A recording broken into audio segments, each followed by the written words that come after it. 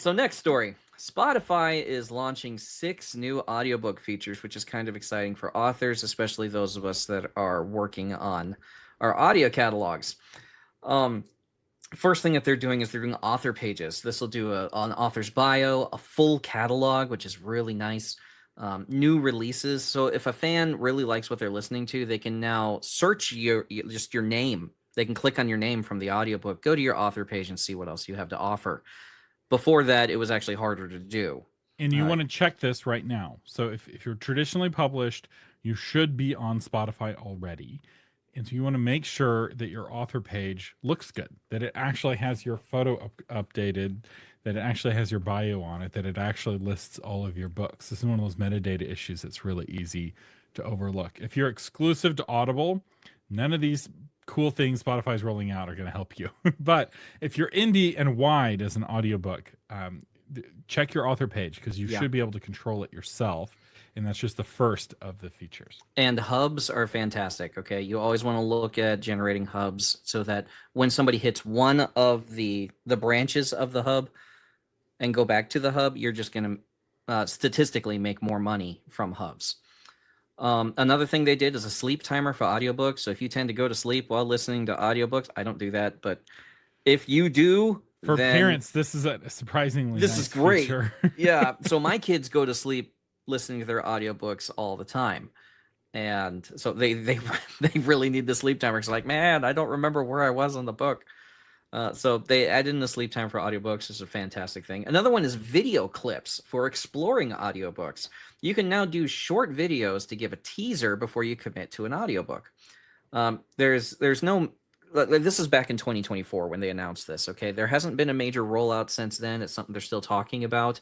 It appears limited to titles and creators, but if it is something that they roll out, then you're gonna have that potential for that tool in the future, which should be fantastic. They do have a countdown page, which is a really unfortunate name for a page, which would have been called pre-order. But since you don't actually order a page, it functions like a pre-order page. But since they're not buying your book, they just get to subscribe to it. But again, you want to make sure that your book, if you're doing a pre-order window, that you have a countdown page, because during your launch, and especially during your pre-launch, you can drive traffic to this countdown page, which will lead you to the final tip we're going to get to, which is the most important for boosting your audiobook sales, especially if you're trying to pivot away from Audible and they're just crushingly awful royalty arrangements. There's so much news going on about Daniel Green is still going on about that.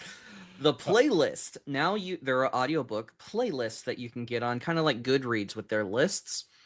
You can create or curate a to listen list or be discovered via editorial picks, which will categorize everything from favorites to new gems.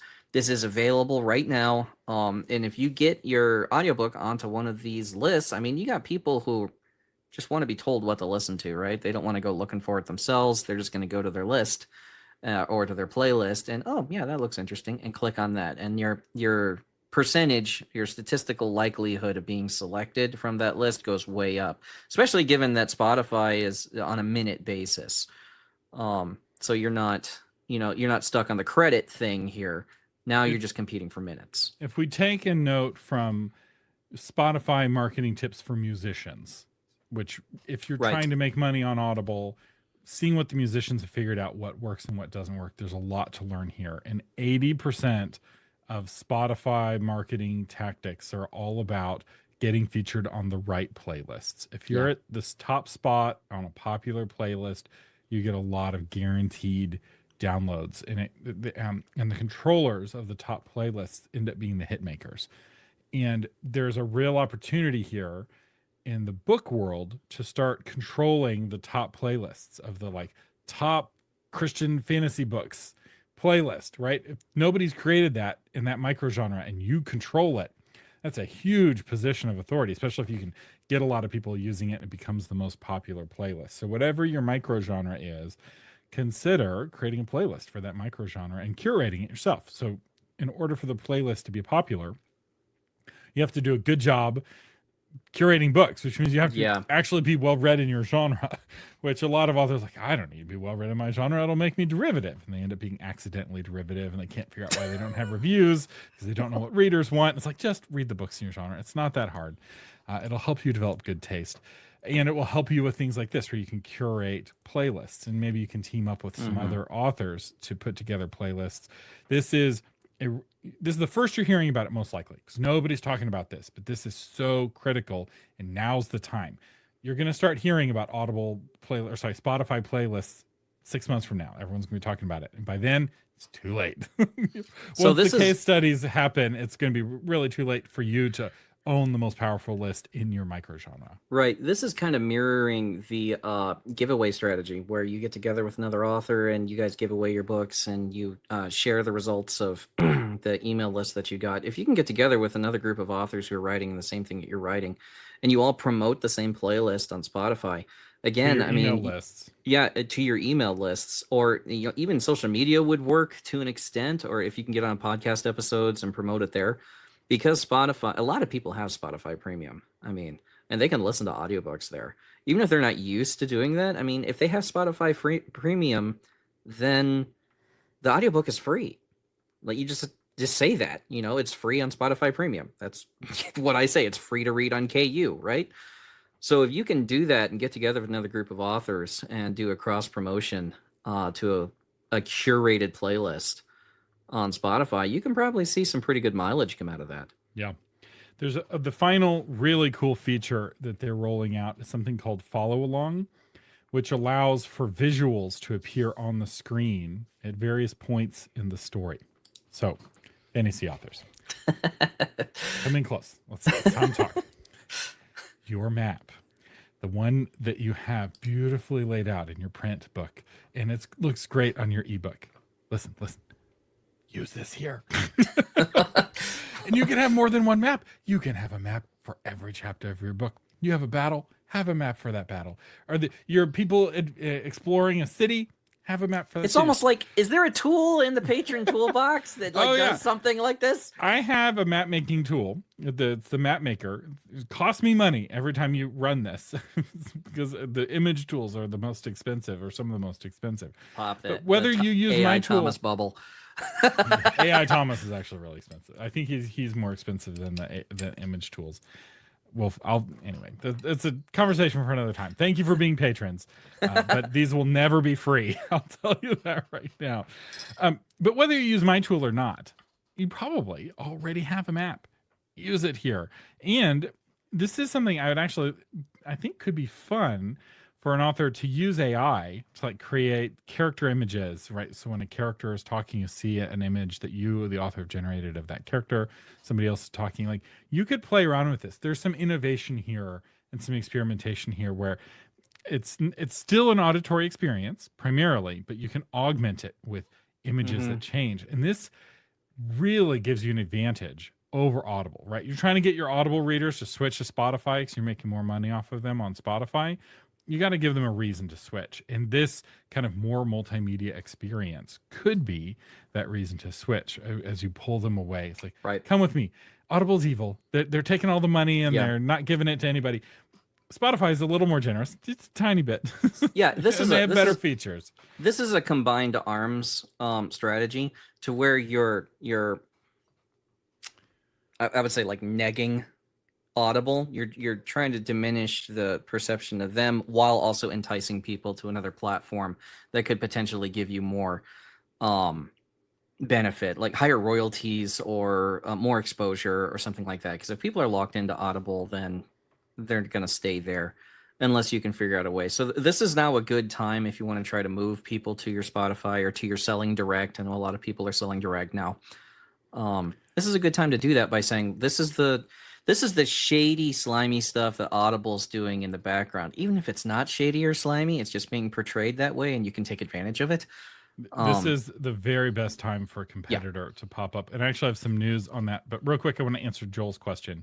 He's asking if it's videos too or just images. To my knowledge, it's just images, but also songs, actually. So you can integrate if the characters are listening to a Britney Spears song in the background, you can actually tag that Britney Spears song in the extras section, and you might even be able to get it to play in the background, or at least feature it so they could tap it and listen to it, which normally you could never do because Britney Spears is very copyrighted. But because it's all inside of the Spotify ecosystem, they have rights to all of the music, and so you can actually incorporate musical elements into your book in some really interesting ways. All of this is cutting edge. I don't have any case studies to be like, go look at author Joe Smith, he did this really well. But if you figure it out, let me know. There might be a novel marketing interview in it for you. Yeah, somebody Thomas likes our sent me audio a mix. new mic. Yeah, Thomas sent me a new mic. It was his fault last week, but he sent me a new mic, and it's performing much better. So everyone audio say thank you, compression. Thomas, for knowing audio. It's all about audio compression. Okay, so great time to compete with Audible. What's the new thing coming around the bend? I just had earlier today a conversation with someone from 11 Labs, which is the leading AI text-to-speech company. Right. It's the company that did the Melania Trump audiobook. So Melania Trump, her English isn't very good. She didn't want an actress to read her autobiography, but she didn't want to read it herself. So they made a voice clone of her, and they then turned it into the audiobook. Well, 11 Labs is rolling out soon, and I believe I have permission to share this. We gonna find out. we'll find out. I didn't see no embargo. That they're going to have a new marketplace called 11 Reader, where you can just upload the text of your book and it turns it into an AI audiobook and allows you to sell it to your readers, and you keep 60% of the money, and they don't let anybody else have a bite at the apple. So from a cost to create an audiobook perspective, basically free, especially compared to working with an actual... If you're exclusive. If you're not exclusive to ACX. But like compared with working with a human, obviously 11 Labs is way, way cheaper. And 11 Labs allows you to actually put emotional cues. So you can say whisper and the AI will whisper. You can say laugh and, sorrowfully or sardonically. Like it takes surprisingly good stage direction, and you can tweak it, which is a lot easier. There's somebody on authormedia.social who needed like 20 changes to her audiobook, and her narrator is just not doing them. And she's like trying to figure out what to do because the narrators cost her this huge amount of money. So I'll be following the story. I'm going to be testing 11 Labs myself. This isn't a recommendation, but it is something to keep an eye on. And more competition for Audible is 100% better for the market. Even if you hate AI, and you hate 11 Labs, the fact that they're adding like another army to the board of Audible's market dominance, this is good for you because it's going to force Audible to treat you better. Because right now, they don't love you. They don't appreciate you. Yeah. I didn't like Shia militants, but I liked how ISIS reacted to them, so we got along. You know what I'm saying? You don't have to like AI audiobooks, but... This is a record. Jonathan has not used the word Marine in 30 minutes, ladies and gentlemen. I'm trying He's alluded to really it. hard. I'm trying really hard. And I didn't say Marine, okay? I talked about the enemy at that point, but I can talk about it if you want.